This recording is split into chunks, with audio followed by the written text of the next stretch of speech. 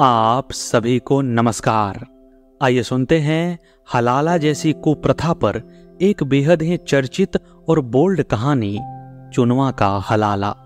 इस कहानी को शमोयल अहमद जी ने लिखा है और यह कहानी हलाला जैसे कुप्रथा की कई परतों को उधेड़कर आपके सामने रख देती है।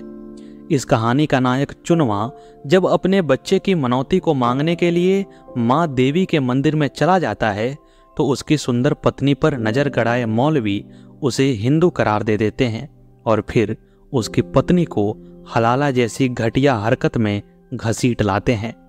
चूंकि इस कहानी को शमोयल अहमद जी ने लिखा है इसलिए इसमें उर्दू के कुछ शब्द आपको मिलेंगे, लेकिन मुझे उम्मीद है कि इससे कहानी के आस्वादन पर आपको कोई भी फर्क महसूस नहीं होगा। तो आइए इस कहानी को प्रारंभ करते हैं। चुनवा काला कोट था और उसकी लुगाई मृगनयनी थी।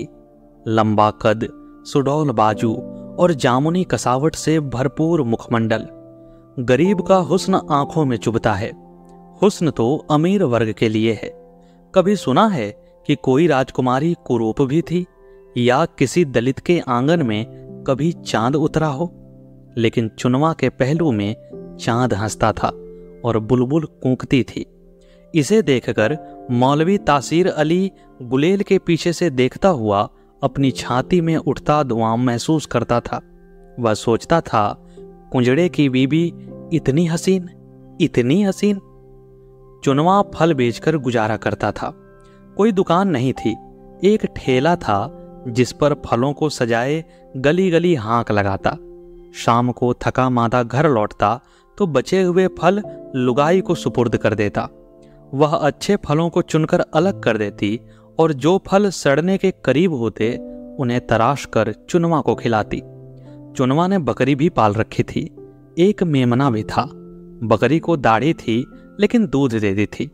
लुगाई चुनवा को बकरी का दूध भी पिलाती, लेकिन दूध पीने में वह आनाकानी करता। वह जिद करती तो कटोरा उसके होंठों से लगा देता कि तू भी पी ले। दोनों बारी बारी एक ही कटोरे से दूध पीते। जामा मस्जिद के बहुत पीछे नदी की तरफ परती जमीन थी। वहां अमलतास के दरख्त थे। वहां पर कुछ मजदूरों की झोपड़ियां थीं। चुनवा ने भी वहां अपनी मड़ई गाड़ रखी थी। उसकी मड़ई का घेरा थोड़ा बड़ा था। यहां धूप जैसे आठों पहर ठहर गई थी। किसी कोने में अंधेरा नहीं था। चुनवा का मन चंगा था और कठौती में गंगा थी। उसको किसी से शिकायत नहीं थी। उसको सभी अच्छे लगते थे। फिर भी एक कसक थी। शादी के 2 साल हो गए थे और कोई ललना नहीं था कि आंगन में किलकारियां भरता। चुनवा फल बेचने निकलता तो लुगाई मेमने से खेलती। वह उछलकर भागता तो लुगाई उसके पीछे दौड़ती, उसे पकड़कर सीने से लिपटा लेती और दुलार करती। उत्थन पुत्थन बुधवा मुत्थन। उसने मेमने का नाम बुधवा रखा था। दलितों के नाम भी दलितों जैसे होते हैं। बुधवा, चुनवा, मुनवा और कलुआ आदि। अभिजात वर्ग का कासिम अली दलित के यहाँ कसुआ हो जाता है और रिजवानुल्लाह रजुआ। शुरू शुरू में चुनवा मौलवी तासीर अली के घर के सामने वाले चौक पर ठेला लगाता था।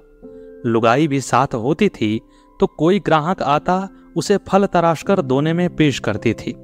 देखते देखते ग्राहकों की भीड़ जमा हो जाती। घंटे 2 घंटे में सारा फल बिक जाता। लुगाई ने महसूस किया कि सबकी आंखों में पीलिया है। एक जमुआ था जो तिरछी निगाहों से देखता था और खामखा भी ठेले के पास खड़ा रहता था। मौलवी तासीर अली आंखों में जलन लिए उधर से गुजरते रहते थे। लुगाई सबकी नजरों से परेशान हो गई। उसने घर से निकलना बंद कर दिया। एक दिन तासीर अली ने एलची के जरिए चुनवा को बुला भेजा। चुनवा दौड़ा दौड़ा आया। मौलवी साहब ने एक पेटी अनार की फरमाइश की। चुनवा अनार की पेटी लेकर पहुंचा तो दबे स्वर में बोले, लुगाई को भेज दिया कर कभी, मलकाइन को तेल लगा दिया करेगी। 20 रुपये दूंगा रोज का।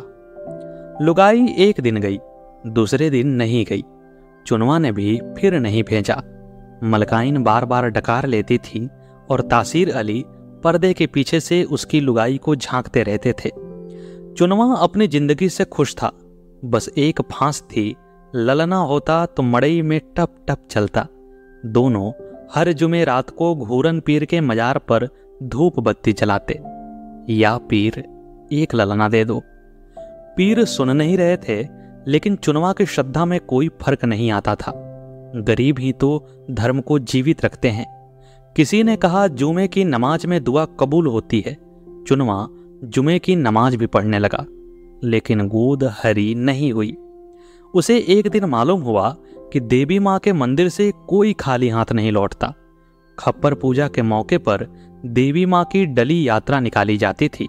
मंदिर कोई 400 साल पुराना था और डली यात्रा की परंपरा गत 200 वर्षों से चली आ रही थी। कहते हैं कि यात्रा के दौरान आग की लपटों से निकली सुगंध जहां तक जाती है, वहां तक दैवी आपदा नहीं आती है और महामारी भी भाग जाती है। एक जमाने में फुलवारी शरीफ में महामारी फैली थी। माँ ने सपने में यह निर्देश दिया कि मेरी यात्रा निकालो और खप्पर पूजा करो। यात्रा निकाली गई और तब से खप्पर पूजा जारी है और तभी से वहां पर कोई बीमारी नहीं फैली है। इस बार पुरानी जगह से कोई 20 फुट दूर हटकर पंडाल लगाया गया, जिसमें पीले रंग के कपड़े और थर्माकोल का इस्तेमाल किया गया था। इस बात का ध्यान रखा गया कि पंडाल बिजली के ऊंचे तारों से दूर रहे। पंडाल की ऊंचाई 60 फुट और चौड़ाई 25 फुट रही होगी। पंडाल की सजावट देखने में बनती थी। जगह जगह रंगीन कुमकुमों के साथ रंग बिरंगी और बिजली चरखी तथा रोलेक्स भी लगाए गए थे। इस बार यात्रा में 50,000 लोग शामिल हुए। सुबह से ही लोगों का आवागमन शुरू हो गया था। औरतें भजन गाने में लीन रही। जलाभिषेक के साथ पूजा अर्चना भी होती रही। दूर दराज के लोग मिन्नतें लेकर मां देवी की प्रतिमा के आगे झोली फैलाकर फरियाद कर रहे थे। इनमें चुनवा और उसकी लुगाई भी शामिल थे। चुनवा आंखें बंद किए हाथ जोड़े खड़ा था और लुगाई आंचल फैलाए विनती कर रही थी, हे माई, एगो ललना चाही, एगो ललना दे दी माई। उसने आरती भी की। रात 7:30 बजे पुजारी मंदिर के अहाते से खप्पर में आग लेकर निकले तो जय मां काली का नारा लगाते हुए हुजूम भी शामिल हो गया। यात्रा में औरतें, बच्चे और बूढ़े भी थे। यात्रा जिस सड़क और गली से गुजरती, लोग नारा लगाते हुए साथ हो जाते। चुनवा और उसकी लुगाई भी साथ थे। यात्रा टमटम पड़ाव और मस्जिद चौराहे से होते हुए सदर बाजार से गुजरी तो जमुआ की नजर चुनवा पर पड़ गई। जमुआ उस घड़ी बनारसी की दुकान से खैनी खरीद रहा था। डाली यात्रा पोठिया बाजार और ब्लॉक ऑफिस से होते हुए मंदिर के अहाते में लौट आई। मां देवी की आरती के बाद प्रसाद लिए दोनों घर लौटे। सुबह अजीब बदरंग थी।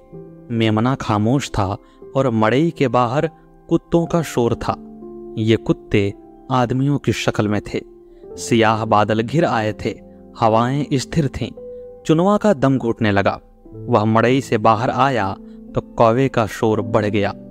चुनवा हैरत से क्षितिज के पूर्वी किनारों को देख रहा था, जहां काले बादल जमा हो रहे थे। वास्तव में ये काले बादल वहां जमा हो रहे लोगों के काले दिलों से निकले हुए मालूम होते थे। सामने अमलतास के पेड़ पर एक गिद्ध बैठा था। वह गिद्ध मौलवी तासीर अली की शक्ल का लग रहा था।